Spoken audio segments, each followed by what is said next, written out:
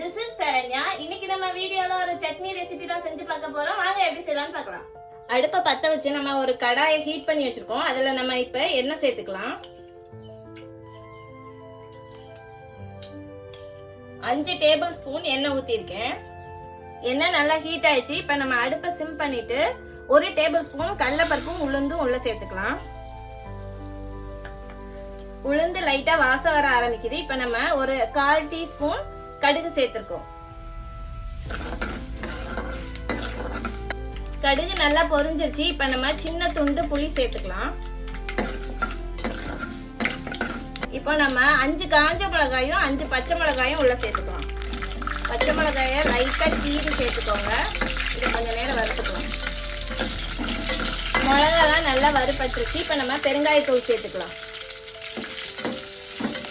1 inch அளவுக்கு இஞ்சி உள்ள சேர்த்துக்கிட்டேன்.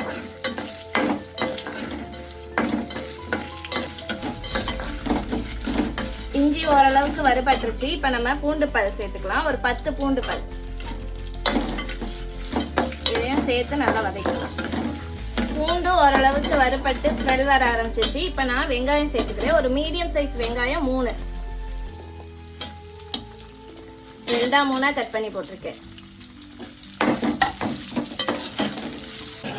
வெங்காயம் கொஞ்சம் வதங்கிருச்சு.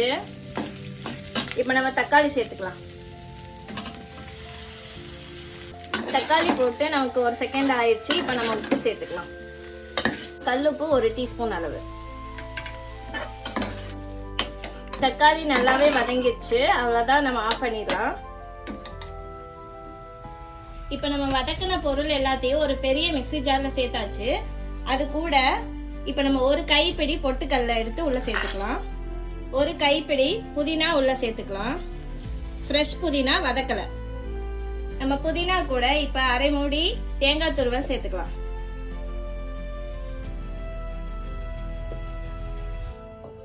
இப்ப நம்ம இதை அரைச்சிட்டு வந்துடலாம். நம்ம சட்னி அரைச்சிட்டு வந்தாச்சு. நல்லா கெட்டியா அரைச்சாச்சு. இப்ப எப்படி இருக்குன்னு சாப்பிட்டு பார்த்துடலாம். எப்படி இருக்குன்னு சாப்பிட்டு பார்த்துருவோமா?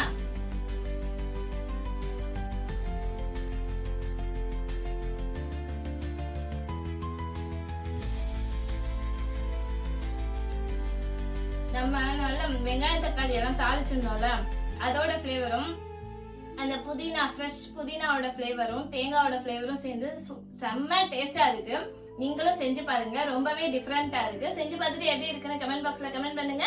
நம்ம வீடியோ உங்களுக்கு ரொம்ப பிடிச்சிருந்தா மறக்காம சப்ஸ்கிரைப் பண்ணிக்கோங்க. நெக்ஸ்ட் வீடியோல பார்க்கலாம். தேங்க்யூ.